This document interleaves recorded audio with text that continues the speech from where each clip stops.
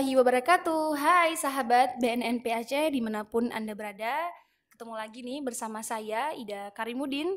Tentunya akan menemani bincang podcast Anda di BNN Provinsi Aceh. Dan di edisi podcast kali ini kita mempunyai tema yang cukup meresahkan nih di masyarakat sahabat, yaitu eksploitasi anak dalam pusaran narkoba di Aceh. Wow. Namun untuk membahas tema tersebut sudah bersama kita narasumber Bapak Kepala UPTD Rumo Sejahtera Anak Nanggro Dinas Sosial Aceh, Bapak Michael Octaviano STTP. Dan sudah bersama kita hari ini, kita sapa dulu ya sahabat. Assalamualaikum warahmatullahi wabarakatuh Bapak. Waalaikumsalam warahmatullahi wabarakatuh. Gimana kabarnya nih Pak? Sehat Baik, Pak? alhamdulillah sehat, Alhamdulillah semangat sehat. Iya, semuanya. walaupun tadi hujan Pak ya, Iya. tapi tidak menghalangi niat untuk kesini. Emang kalau muka-muka wajah-wajah orang baik itu kelihatan sahabat, seger ya. Ini seger karena memang kena hujan atau kena nilai? Ya, alhamdulillah hujan adalah keberkahan. Ya, Mudah-mudahan hari ini berkah, amin. dapat manfaat bagi seluruh masyarakat, khususnya masyarakat Aceh. Ya, pastinya. Mungkin nih Pak, sebelum membahas lebih jauh ya terkait permasalahan eksploitasi anak dalam pusaran narkoba di Aceh nih Pak. Ya. Mungkin banyak nih atau sebagian masyarakat belum mengetahui apa sih rumah singgah Anak Nanggro di Dinas Aceh. Mungkin boleh jelaskan profil singkatnya Pak. Baik, Bu Ida, saya Kepala UPTD Rumo Sejahtera Ya, siap. Anak Nanggro di Dinas Aceh, merupakan sebuah unit panti teknis daerah yang rujukan dari seluruh kabupaten kota untuk menangani anak-anak atau bayi yang telantar dulu. Jadi bayi-bayi yang ditemukan, yang dibuang itu nanti dirujuknya di rumah sejahtera Nanggro di RSAN. Yang kedua juga memberikan pelayanan, perlindungan dan pengasuhan bagi anak-anak yang ditelantarkan, anak-anak jalanan, anak-anak korban kekerasan rumah tangga, anak-anak korban kekerasan seksual, anak-anak yang dieksploitasi secara ekonomi dan finansial, dan juga anak-anak yang membutuhkan perlindungan khusus. Contoh, mereka juga ada anak-anak yang terjerat di dalam sebuah sindikat atau peredaran narkoba yang harus kita lindungi. Jadi itu. Yang terkena psikisnya juga kita. Jadi kita bagian dari rehabilitasi sosialnya bagi semua anak-anak yang ada di Aceh ini gitu. Kalau boleh tahu Pak, berapa orang sih Pak sekarang anak-anak yang memang anak-anak di sana, kita di kotanya ada 50 orang. 50 orang. Ya, banyak. Sebenarnya kurang. Kalau kita bagi di 23 kabupaten kota, itu nggak lebih satu kabupaten itu 2 cuman. Sementara saat ini untuk Tamiang saja, itu ada 10 anak yang kita terima. Jadi dari seluruh Aceh Pak? Seluruh Aceh, harusnya kuotanya bisa lebih dari itu, bisa 100 lah gitu ya. Dengan keterbatasan dan memang kemampuan kita seperti itu. Tapi insya Allah atas nama penyelamatan anak, kalau saya pribadi tidak membatasi gitu. Memang seperti apa sih Pak kegiatan anak-anak di rumah singgah Anak Nanggro tersebut? Ya, kegiatan anak-anak seperti biasa. Kita dari pagi anak-anak sholat subuh berjamaah, terus mereka persiapan untuk sekolah, mandi dan sebagainya. Jadi anak-anak di sana sekolahnya juga kita antar. Jadi sekolahnya di luar. Jadi ada lebih kurang 12 sekolah. Ada yang SD di Lambe, ada di MCN Ketapang. Pokoknya wilayah sekitar Banda Aceh dan Aceh Besar. Ada di SMK 1, SMK 2. Jadi yang anak bayi tersebut? Kalau anak bayi itu prosesnya pada saat diserahkan ke kita, ada waktu 3 bulan untuk proses pencarian dari pihak kepolisian. Setelah 3 bulan, maka itu diberikan ke kita bagi masyarakat yang ingin mengadopsi menjadi orang tua asuh. Jadi diproses untuk pengangkatan anaknya. Jadi memang anak-anak yang berada di rumah singgah itu kasusnya tuh macam-macam Pak? Macam. Jadi di sana bukan hanya anak yatim, tapi lebih dari itu. Sudah yatim dan memiliki persoalan-persoalan sosial. Ya, memiliki ketelantaran, habis itu ada kekerasan, terus ada kekerasan seksual juga kan, yang harus kita selamatkan karena mereka dari kabupaten kota mereka dibully nanti Oh di ya, sekolahnya, pasti. di lingkungannya juga dibully. Jadi dia harus kita hijrahkan. Sehingga pada saat dia hijrah, dia ada di Ananagro, dia punya teman baru, Iya. sekolah baru, lingkungan baru, tempat tinggal baru, dan Dan semangat ada baru. aktivitas-aktivitas yang bermanfaat di sana juga Pak ya. Ya, ya. Jadi setelah itu mereka sekolah, setelah pulang sekolah nanti mereka istirahat. Dan bagi yang juga nyambung sampai les, kita bungkuskan makan siangnya, kita antar juga. Sore harinya, Sekali Pak ya. ya sore harinya kita buat Taman Pendidikan Quran, Oke. TPQ Ananagro itu bergabung dengan masyarakat di sekitar. Berarti memang dengan lingkungan juga Terbuka, ikut gitu ya. ya. Oke, jadi nggak di lingkungan itu Enggak, untuk tidak. di luar Pak juga. panti kita tidak tutup pintu pagarnya, jadi bebas. Nah, Jadi mereka seperti masyarakat pada umumnya. Ya ada kegiatan olahraga, ada bola kaki, ada bola voli. itu kalau boleh tahu Pak, batas usia anak-anak di sana yang boleh tinggal di sana sampai kapan sih Pak? Batas usia anak lah 0 sampai Ya, misalnya kalau mereka sudah beranjak dewasa SMA. seperti apa? Setelah tamat SMA, maka mereka keluar. Oh boleh gitu.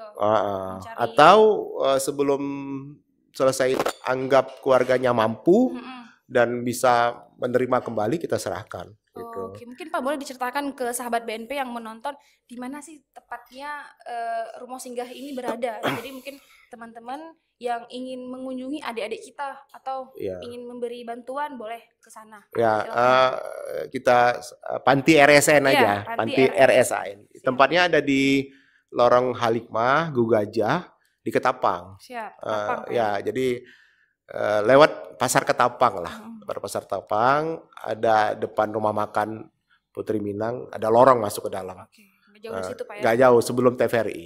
Siap.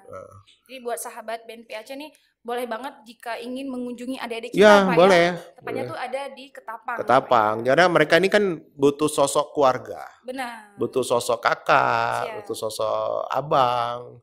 Jadi mereka kepingin merasakan kehangatan keluarga. Jadi bagi masyarakat silakan. Tapi ramai juga Pak ya masyarakat yang sudah berkunjung ke sana. Ya insya Allah. Ya adik-adik mahasiswa juga yang melakukan penelitian, pengabdian juga.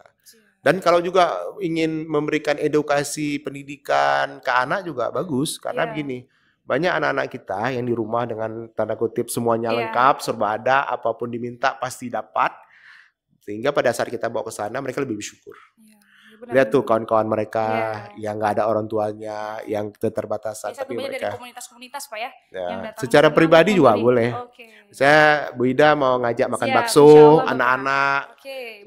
Boleh 1 minggu berapa orang ngajak makan bakso. Mereka kadang curhat langsung gitu. Dikonfirmasikan ke Bapak boleh Pak ya? Boleh. Siap. Nah nih Pak, membahas tentang tema kita di atas. Bagaimana sih Bapak menggambarkan dari judul eksploitasi anak dalam perusahaan narkoba tersebut, Pak? Ya, saya beberapa belakangan ini sangat miris ya. Karena memang baru-baru ini yang kita terima adalah ada seorang anak yang berumur 3 tahun, sama satu lagi kakaknya berumur 4 atau 5 tahun. Itu diminta menjadi pengemis di daerah daerah Plaza yang kebakaran itu, Plaza apa namanya itu? Di Stui Pak ya? Stui. Jadi mereka di sana ngemis, terus juga sama orang yang memberikannya, dia minta uangnya lebih. Kenapa? Karena kalau dikasih 1.000 nanti bakal dicubit sama orang tuanya. Setelah ditelusuri rupanya hasil dari pengemis itu, hasil dari minta di jalan, di kedai kopi, itu dibeliin narkoba. Jadi dibeliin sabu-sabu oleh ayah dan ibunya. Miris sekali Pak ya. Miris. Dan seharusnya orang tua itu memang harusnya mengayomi. Mengayomi. Ini sampai jam 10 malam, jam 11 malam, hujan-hujan. Ada juga di Instagram, viral dia. Jadi itu yang terjadi saat ini. Sehingga anaknya sekarang ada di saya. Oke, jadi pada saat itu seperti apa Pak bisa ketangkap anak yang tadi ada orang tuanya mengemis untuk narkoba itu? Ya, pada saat itu ditelusuri, dibuat pengaduan, akhirnya sama Polresta, di unit PPA, akhirnya dites lah ya orang tuanya, dan itu positif Oke, dua-duanya. karena orang tuanya tadi ditangkap, jadi Ya, anaknya anaknya terlantar masuklah akhirnya ke di panti. panti. Dan Oke. pada saat di panti RSN sekarang, ya anaknya tidak memiliki akte kelahiran. Oh iya, Semua nggak ada. benar. Jadi BPJS-nya nggak ada, akte kelahirannya nggak ada, Karena orang tuanya kakaknya tadi nggak ada. Karena minta. orang tuanya nggak peduli kan. Benar. Terus pada saat itu kondisinya kurus, berkutu dan sebagainya gitu. Tapi alhamdulillah sekarang anak itu sudah berada di Alhamdulillah panti. sekarang panti. Tapi yang lebih mirisnya lagi, ada 2 lagi abangnya, Ya. itu yang umur 11 tahun sama yang umur 12 tahun, yang itu dijual dan untuk Dijual dijadikan jadi badut Oh, sama orang tuanya juga gitu. Jadi orang tuanya tapi tadi gimana? Ya orang tuanya yang ini disuruh ngemis, yang 2 lagi disuruh jadi badut.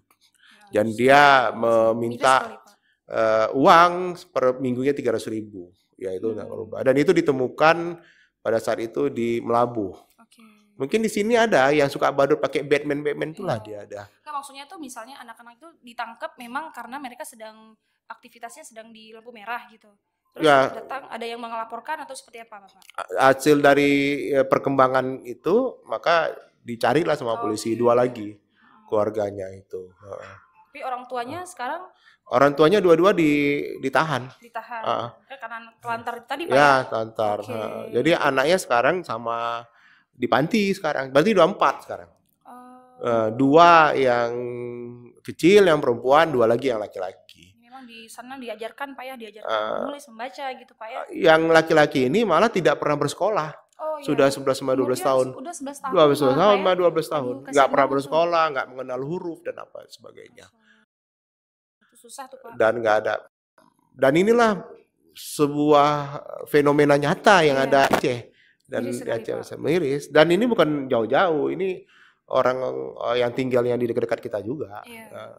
Jadi selain narkoba tadi, Pak, selain anaknya jadi pengemis, apa aja nih, Pak? Macam-macam kasus yang Ya, bisa kasusnya membawa mereka ke sana. ada yang satu lagi, saya menangani anak yang memang orang tuanya ditangkap juga. Oke. Jadi orang tuanya perempuan nih, ibunya ditangkap dengan hukuman sampai 5 tahun, anaknya di kita. Sekarang anaknya sudah naik kelas SD. Akhirnya kami cari, ketemu di daerah Aceh Utara. Setelah kita video call, nggak ada rasa ingin mengambil anaknya. Padahal dia sudah dari bayi, ya, dari bayi dia tidak ini kan bersama kan. Kasian banget, Ya, bilang anaknya aja adik, bukan nama. Tidak ada rasa ingin Nggak ada. gitu, Pak ya. Waktu lihat video call, Kasian banget. waktu lihat video callnya sebentar aja berpaling. Ya, anaknya gimana tuh perasaan? Ya melihat orang tuanya tuanya seharusnya akhirnya ya nggak, kalau kita bicara tentang ibu, bicara tentang kasih nggak sayang, tersentuh juga gitu. nggak tersentuh lah. Iya, benar. Yang harusnya seanak seperti itu bisa dipeluk, makannya disuapin, tidurnya Karena juga dari bayi, dipeluk. Pak ya. Dari Jadi mereka bayi. tidak pernah merasakan kasih sayang orang tua itu. Setelah 5 tahun, 6 tahun dia keluar dari penjara, malah dia kawin lagi. Astagfirullahaladzim. Dia kawin lagi sama orang lain dan ini anaknya dibiarkan di panti. Itu. Dan saat ini ya setiap hari panggil sama saya ayah.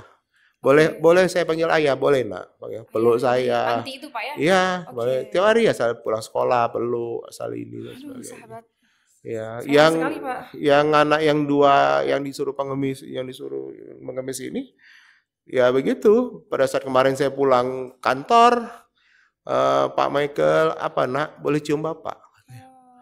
Boleh nak, diciumnya Rindu saya. akan itu, Iya. Pak ya, perhatian Ya, orang tua boleh cium. gitu. Ya, boleh cium bapak. Boleh nak, cium. Diciumnya. Masya Allah. Insyaallah dipeluknya saya. Ini buat sahabat BNP di luar sana yang ingin menikah, Pak ya, mungkin Pak ya harus benar-benar dari hati, Pak ya, karena kalau punya anak itu merupakan anugerah yang harusnya Iya. itu dijaga, Iya. tapi malah seperti itu. Dan Sayang itu semuanya karena bahaya narkoba. benar.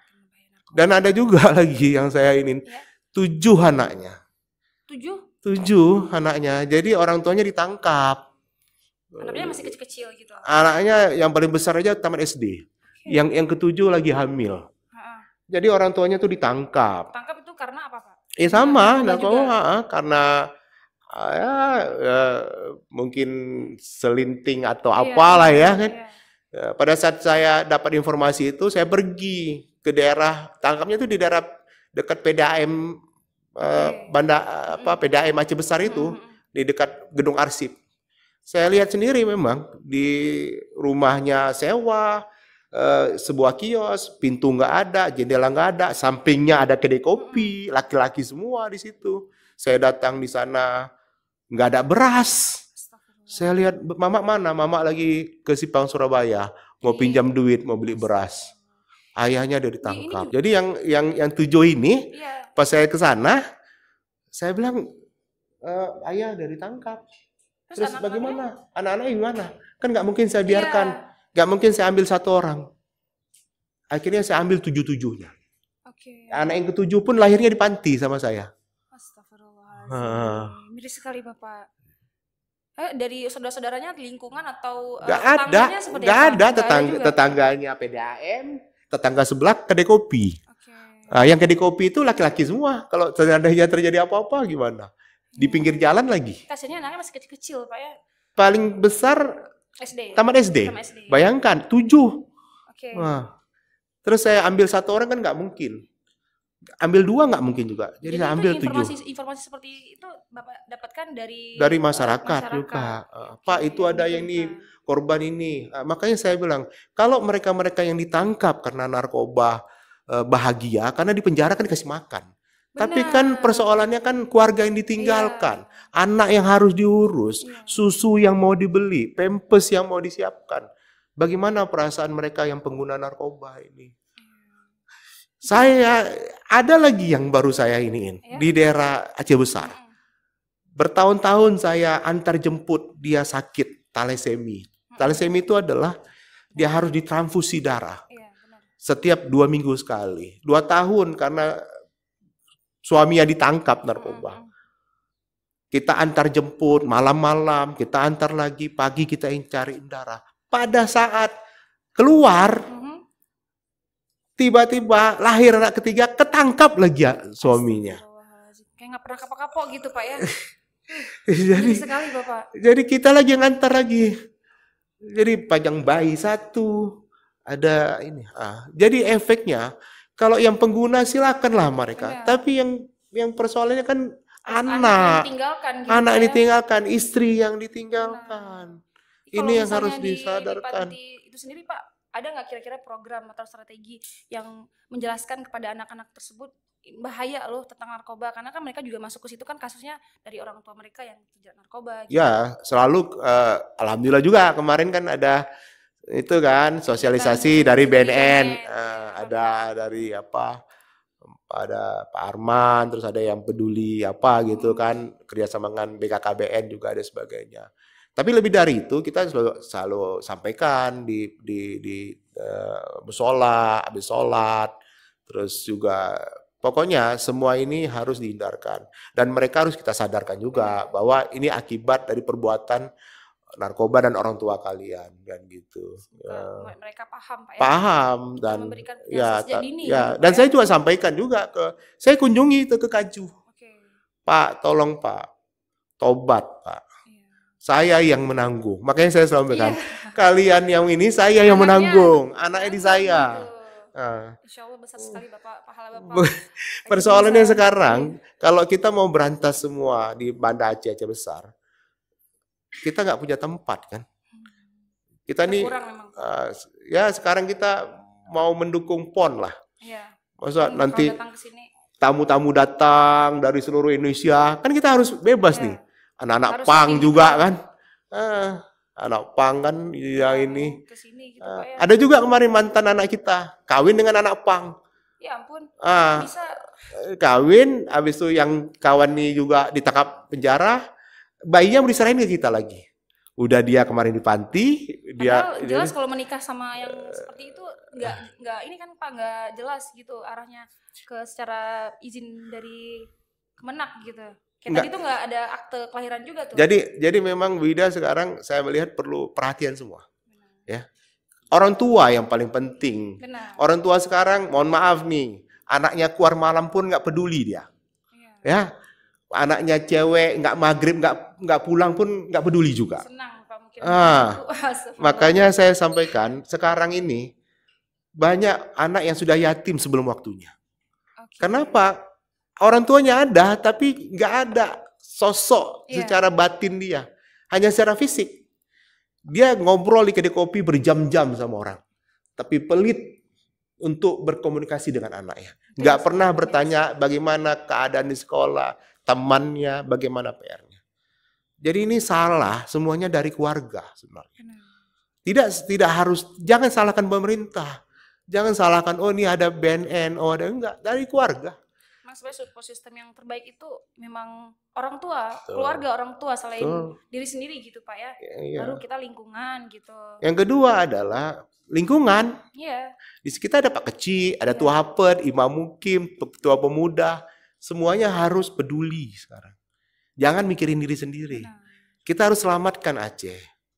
Karena Aceh benteng syariah. Benar. Harusnya kalau udah syariah, nggak ada lagi narkoba. Identiknya gitu. Inilah menjadi PR besar kita Pak. Untuk Saya menangani bilang hal tidak tersebut. PR. Kita harus sungguh-sungguh. Sungguh-sungguh. Sebenarnya nih, semuanya nih harus sungguh-sungguh. Mungkin boleh dong Pak diceritakan, misalnya memberikan statement kepada teman-teman yang menonton nih, agar mereka jika memang sudah terkena ke pusaran narkoba atau melihat teman-temannya itu untuk datang ke BNP gitu. Kalau misalnya nggak ke BNP juga bisa mengadu ke kantor Gesi gitu kan, mereka Jadi, ada sosok. jadi ini saran ya, Iya. saran saya ya, bosannya. Saya berharap BNP, BNN nasional, ya, termasuk juga saya sangat bangga pernyataan dari kepala BNN. Siap. Dia bilang apa ya? Dia bilang kenapa narkoba ini? Karena kita tidak bergerak, karena kita diam. Jadi saran saya adalah BNN ini harus ada kontak person, WA. Siap. Buat WA, kasih ke semua masyarakat, kasih ke kampung. Siapa yang melihat ada narkoba, ada lokasi, kirim WA ke kami. Kami akan respon cepat. Oke. Jadi yang paling penting sekarang, dengan ada BNN buat WA, insya Allah nih, BNN Cepat, Pak, akan ya. menjadi leading sektor terbaik. Benar. Setelah itu, baru Polda buat WA sendiri. Ini nomor HP Kapolda. Nah, itu Silahkan. dia. Insya Allah, Pak. Jangan disuruh, mohon maaf, suruh lapor ke kami, datang. Sudah nggak zamannya lagi. Kita yang harus jemput bola ke masyarakat.